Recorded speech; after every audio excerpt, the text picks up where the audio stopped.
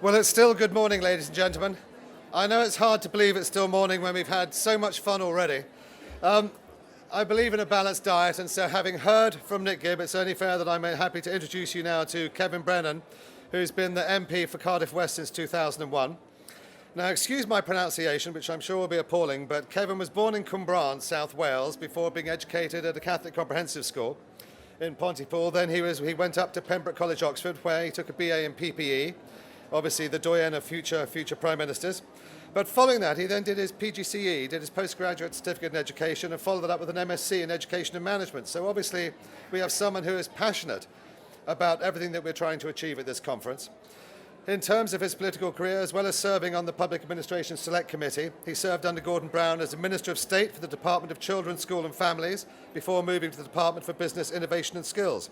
He's presently the Shadow Minister for Education. I'm delighted to welcome him here today to make a short presentation, which, as before, we will follow up with a Q&A taken from the floor. And again, if I could ask you for questions, not statements, in my most polite and charming manner, I'd be very grateful. Thank you very much indeed, Kevin Brennan. Thank you. Thanks very much, and good morning, everybody. And I should declare an interest. As a member of the Musicians Union, I'm very glad to see the lanyards we're all wearing today. But thanks for coming along this morning. Can I just open with some words that were said by Ed Miliband, the leader of the Labour Party, recently on a speech about the arts. He said this. He said, if you believe in social justice, if you believe in a more equal society, as I do, then access to the arts and culture is not an optional extra, it's essential. Not simply because of the worlds it opens up, but because of the wider impact it has. He went on to say, some people pose the arts and culture as an alternative to academic education, but the truth is the opposite. Over 40% of 16-year-olds from low-income families who engage in the arts and culture score above average in their school tests. And those who take part in the arts and culture are more likely to get a degree. It can't be right that all of these advantages are the privilege of a few rather than the right of the many.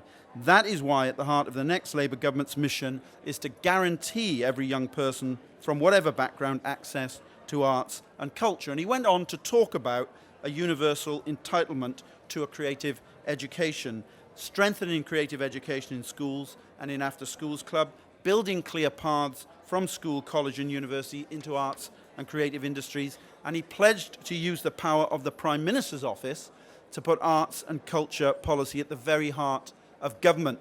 And of course he was right to do that, not least in the light of the report from the Warwick Commission recently, which showed that the number of primary school children taking part in music fell from well over half in 2010 to just over a third by 2013, that the number of arts and culture teachers in school has fallen by 11% since 2010, that in 2013, fewer than 1 in 10 of students combined arts and culture and science subjects at AS level. And these outcomes, in my view, are a direct consequence of a backward-looking government policy that's very narrowly focused, and we have to try and fix that if we're elected in May. Much of what we did to improve access to the arts in government has been cut back, unfortunately. So as the first part of our plan to improve access to the arts and culture, the next Labour government will champion the importance of creative education, because a truly outstanding education can't exclude creative subjects, especially if we want to see fully rounded citizens of the country leaving our schools and colleges when they reach the age of 18. Schools will have to provide high-quality creative subjects, including music, and great cultural opportunities to all their pupils if they want to get an outstanding rating from Ofsted. And we'll succeed in the future as a country, with STEAM, not just with STEM. We have to have the arts included because young people deserve and need a broad and balanced curriculum, and because creativity is an essential part of a successful modern economy. And I want to say a few things specifically while I'm here about music education in particular. The government's tried to give the impression of a great deal of activity in supporting music in education, but in reality the follow-up hasn't matched the rhetoric. They've sent out mixed messages about music education by their actions and failed to link the importance of music education and the economic contribution of music to the country, including by dropping copyright education from the curriculum. They've introduced a national plan for music, yes, but they've also introduced policies which discourage schools from offering music. The music industry in this country, and I've been doing an Industry and Parliament Trust Fellowship with the music industry, and it's good to see representatives of the industry here in the audience today who I know. That industry is worth £3.8 billion to the UK economy, but that's not connected to or reflected in any way in policy making, it seems to me, at the Department for Education. Now, you all know that music education out there is a very, very mixed economy, with private tuition being a very large part of it, with the obvious implications for equality. Classroom music education has been declining, as I've said, as a result of the government's messaging to schools about other subjects and the impact of cuts in implementing the Henley Review and the National Music Plan. And in fact, as you know, last year the government had to find an extra 17 million just to keep the plan going and stop it from collapsing at the last minute. That's no way to implement the National Music Plan. Previously, music services were run through local authorities. The government now channels funding to the hubs through the Arts Council. In my view, currently there's a lack of transparency on how well that money has been spent and distributed, and we need to look at that. We need to review that mechanism to make sure the resources are being used effectively to implement a music education agenda, which is what the resources are intended for. That's what was envisaged in the national plan. We need to get money out to the talented individuals who can deliver music education at a local level. There's no certainty in a lot of places year on year about funding, and as a result of that, staff in many cases are effectively being made redundant every year and then being re-employed. And we need to look at that, and that's why we want to review how these resources are being distributed. The core values of the national plan, in my view, are sound, ensuring that every child aged 5 to 18 has the opportunity to learn a musical instrument, providing opportunities to play in ensembles, to perform from an early age, ensuring clear progression routes are available and affordable to all young people, and developing a singing strategy to ensure that every pupil sings regularly and that choirs and other vocal ensembles are available in the area.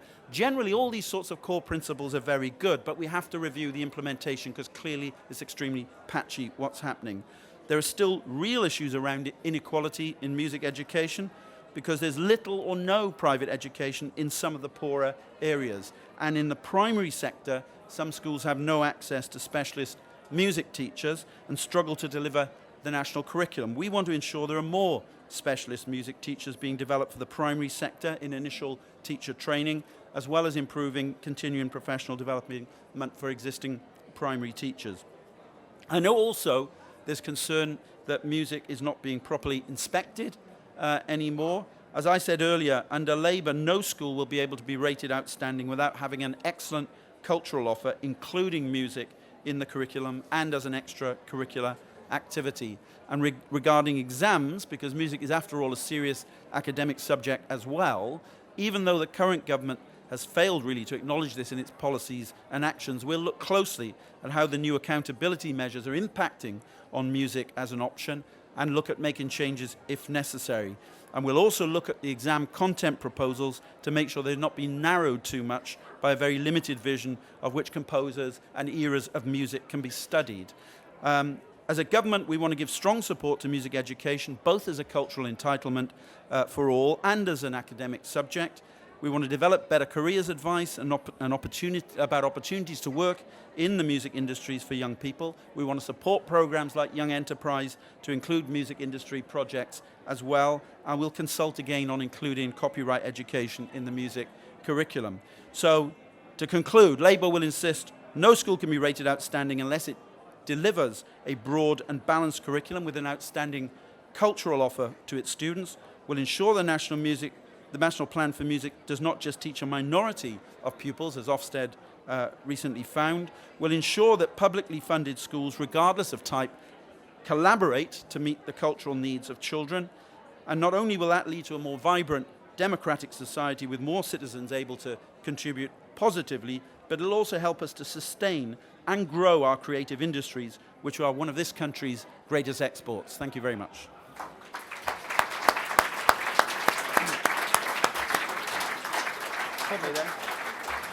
Kevin, thank you very much. We've had two very interesting speakers so far today, of which you're the second, and what's very encouraging is the passion and commitment that you both obviously share and put forward about the benefits of a musical education. As well as asking for questions from the floor, we had a large Twitter campaign saying quiz the minister, and one of the overwhelming questions that came in was regional. And I'd like to ask you, do you worry that music provision is patchy from region to region? I'm thinking about areas such as Wales where hubs have been cut back, and do you have a plan to try and standardise offerings and outputs? Well, I do worry about regional variations and the reports out there that in some parts of the country the hubs are working well and the National Music Plan is being implemented well, and in others it isn't. And clearly that's an equality issue, and one that why I want to review the way money and resources are being distributed at the moment is because of the reports that I've heard that is the case. I should explain the complicated constitutional position that I occupy, in that my responsibility in the front bench is for music education in England, despite the location of my constituency being in Cardiff. But as a constituency MP, obviously I'm very, very interested and concerned about what's happening in Wales as well. And I sympathise with local councils in Wales who have faced, because of the cutbacks at a UK level, that then translates through the Barnett formula to resources to local authorities in Wales, that they've been faced with very, very savage cuts to their budgets and are straining to fulfil their statutory obligations to deliver the services that they have to. There are some encouraging signs despite those cutbacks. The recent publication by the Welsh Government of a new proposed curriculum for Wales with a very powerful stream for the expressive arts in it, I think mean that definitely the way forward in policy terms that Wales is looking at is in the right direction. But there's no doubt that at the moment music services have been under a lot of heavy pressure as a result of the cuts. Thank you. If we take some questions from the floor. Lady there. No, you, madam, with the glasses in the second row. And I'll get you in the front row next. Thank you. If you could say your name and state your question. Hello, my name is Elizabeth Brewer. I'm head of creative arts at a secondary school, but I teach music. Like a lot of my colleagues here, I'd be interested to know what you feel about the EBAC, because it's had quite a detrimental effect on music and creative arts. I think a lot of parents now have the thought that perhaps music is a second-rate GCSE to choose, and we are losing potential candidates for GCSE. Do you have any thoughts about that? Good question. One at a time, yeah? Yeah, one at a time, yeah. I think that, I wasn't a great fan, you'll see on the record, of the introduction of the EBAC, because I felt that was a possible outcome, that creative subjects would be squeezed by it, and indeed, as predicted, that's what happened. It was the government's objective to use that as what they call a nudge measure to try to get more pupils to study modern languages and other subjects that they say are the facilitating subjects for universities. But music is a serious academic subject, and why that is not considered to be a facilitating subject, when in fact it is. It's a perfectly acceptable and welcome addition to your portfolio of subjects if you're applying to universities. I think there's a new series of accountability measures being introduced, as you'll know, which are a bit broader than the EBAC. So we'll review them, as I said in my remarks, to see what the impact of that is before ripping all the pieces of paper up and throwing them in the air again, because a lot of teachers have said to me, whatever you do, don't come in and tear everything up. Try and fix what's wrong. So we'll review and look very closely at the impact it's having on music education. My personal view is I think the EBAC may well wither on the vine a bit with the new broader progress measures that are being considered, but we'll keep that strongly under review. Thank you. Lady in the green in the front row, please. Hi, my name's Anne Heavey. I work for ATL and I'm a former head of music in a secondary school. Music is a subject that can often employ a lot of unqualified music teachers, particularly for the A-level music and music technology. I myself have done that. We do support your call for QTS, but I've found in practice many of the routes available for very good unqualified teachers are insufficiently flexible for those that do want to become qualified. Will you review those options so that those that are unqualified can become qualified and aren't driven out? Yes, and clearly there have always been instructors as well in music, associated with music teaching, whether it's peripatetic music teaching or some of the other routes you've mentioned. Yes, we want to make sure that everybody who is teaching in our schools is appropriately qualified to do so and has an understanding of pedagogy, child psychology, special needs, and all those sorts of things you should have an understanding of, as well as an excellent subject knowledge if you're going to be teaching in our schools. And we'll be reviewing that, obviously, because now that the government has introduced a policy that you don't have to be qualified, we'll have to look at what the picture is across our schools to decide how best we can make sure that everybody has that appropriate qualification to be able to teach. Thank you. Someone else up? Yep, there you go. Marcus Davison, I'm trustee of a music education charity. Do you think your party's rhetoric about music would carry more conviction if its leader were married not to a barrister but to a violinist, albeit an American one? Well, all I can say is, as a member of The question was, sorry, there's some people who didn't get the question here on this side. They said, the question was, should David Miliband be leader of the Labour Party? I think was the question. And I didn't vote for him, but I won't go into who I voted for. But you can look it up. It's on the public record. But on taking the question seriously in terms of should we be taken seriously on the arts and on culture, I think absolutely yes. We've made a very strong commitment, both in Ed Miliband's recent speech and in the documents being produced by Harriet Harman and her team, including Chris Bryant, in the culture, media and sport team. And we've worked very closely on developing the policy to make sure that we have a firm signal in place that we will expect schools to offer a broad and balanced curriculum with an outstanding cultural offer on the arts. Otherwise, you can't be outstanding as a school. And I think that's a very important message to get out there, because I think sometimes for some head teachers that is no longer the message that they hear from government, and they need to hear it. It must be a broad and balanced curriculum. As a member of the world's greatest parliamentary rock band, and also the world's only parliamentary rock band, can I just say that, you know, the Labour Party is very, very much committed to the arts and particularly to music. gentleman on the left there, or lady on the left there. Yeah. Hi, my name is Zara, and this is KMT Freedom Teacher, and we work and run a project called the May Project, which is using hip-hop as a means of education for young people. What I wanted to ask you is whether you had, or what your plans are for encouraging diversity in music education. Well, you're absolutely right, and I think some of the messaging around, you know, music exams has taken us back to the day when I had music lessons a long, long time ago, way back in the 1970s, where there was a very limited offer made of the type of content that you could study or perform in music in schools, and all parts of, you know, our very diverse culture should be expressed through our creative education and in the creative arts, and through things like hip-hop, which is a modern form of street poetry, if you like. It's a tremendous way for young people to express themselves. And, you know, there's clear evidence that if young people gain confidence through the arts and the ability to express themselves, they'll also perform better academically overall. So I'd very much support that statement. Is that gentleman just there with the red tie? There you go. Roy Terry, I'm a retired music inspector and advisor. You mentioned the slogan, as it were, that no school should be rated outstanding if its arts provision isn't also outstanding.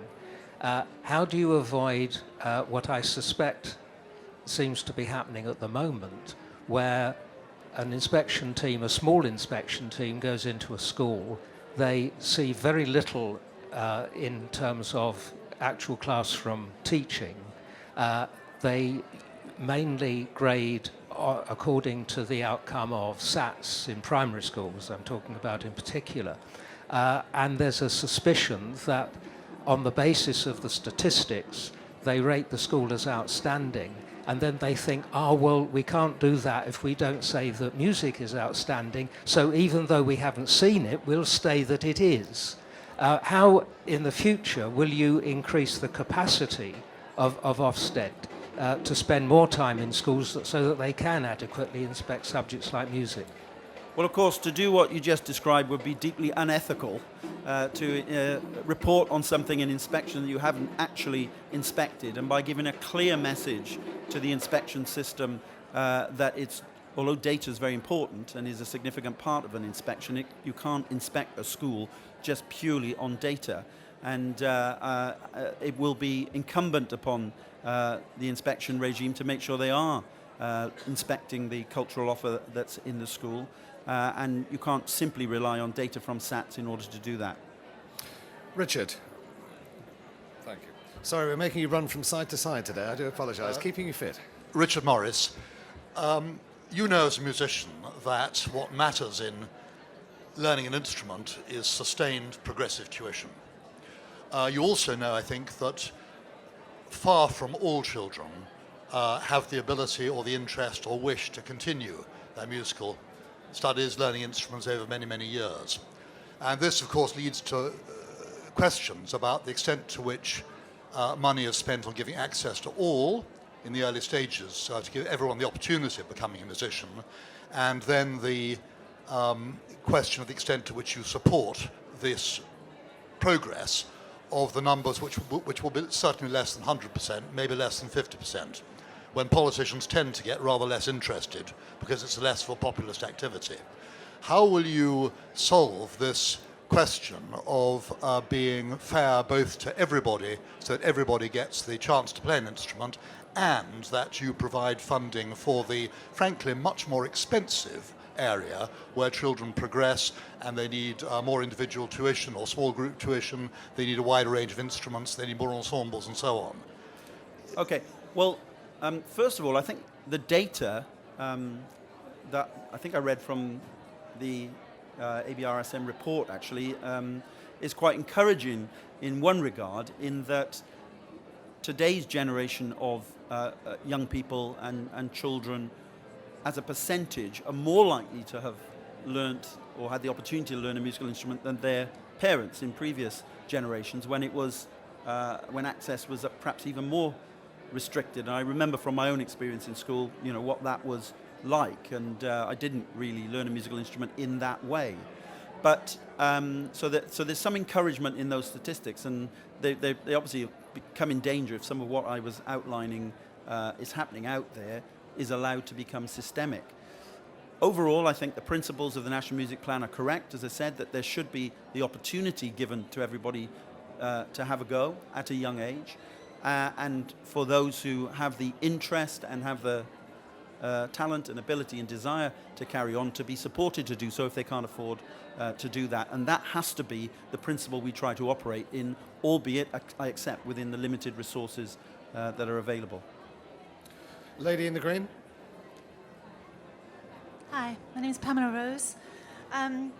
Great to hear that you want to guarantee access to arts and culture for everybody.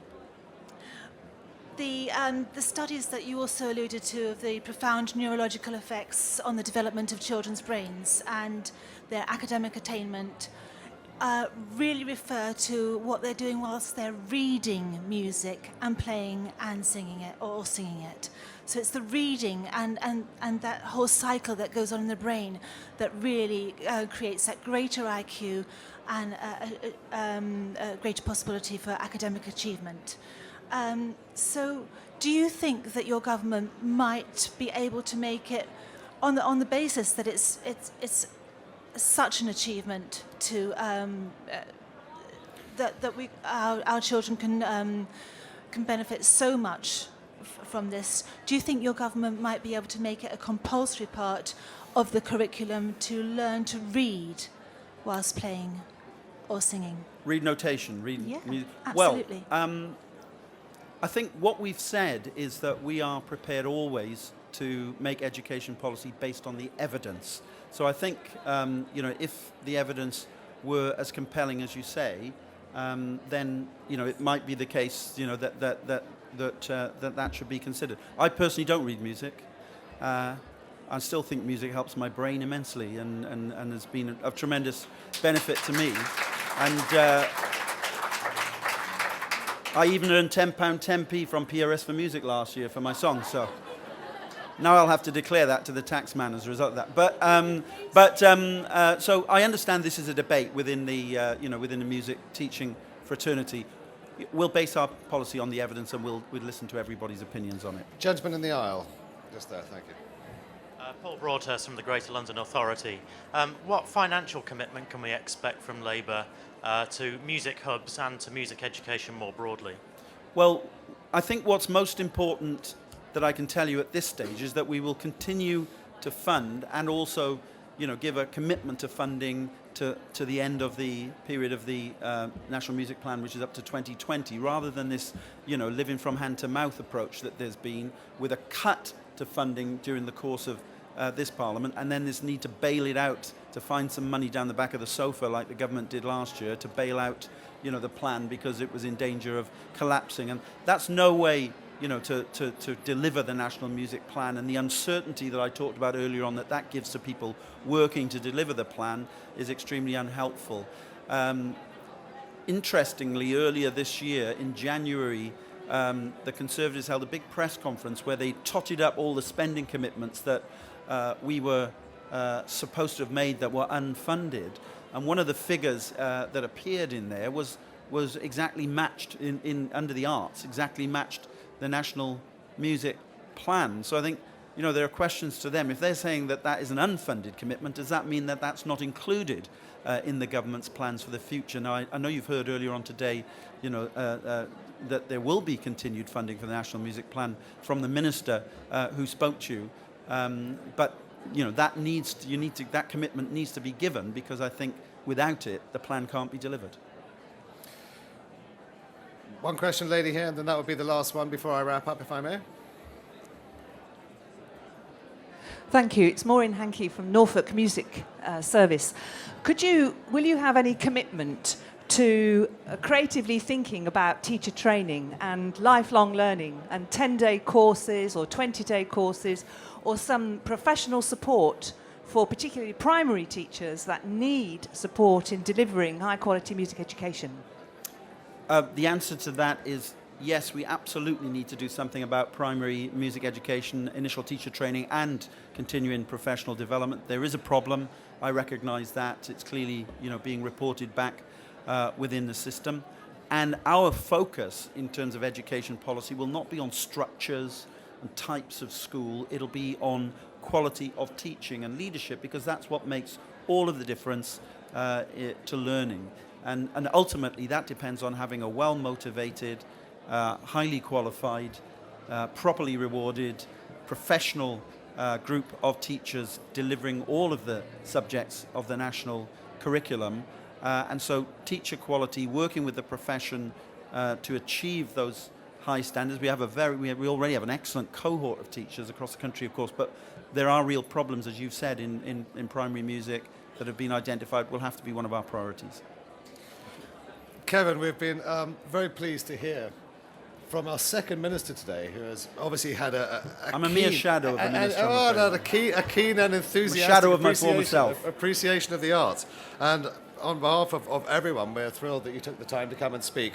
In order to give you one last chance in advance of May the 7th, if I give you the chance to wrap up, I gave it to your opposite number, so I'm giving it to you. Why should the music teacher in this room vote for you come May the 7th? The floor is yours, sir.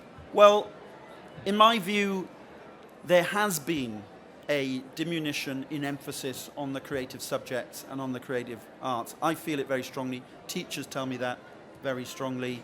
And there is a concern that creativity is being squeezed out by the approach that's been taken by the current government. We want to restore that to the centre of our education policy, because we believe ultimately that young people, when they're leaving school and college and university these days to go into the world, need to have the skills that will be required for the future. And those skills are not just about turning up at an examination after a couple of years and writing down everything you know on a piece of pen and paper. It's about teamwork, it's about creativity, it's about skills, it's about imagination. And music education and the creative arts education and the expressive arts are an absolutely fundamental part of the skills we need for the future of our economy. Kevin Brennan, thank you very much indeed.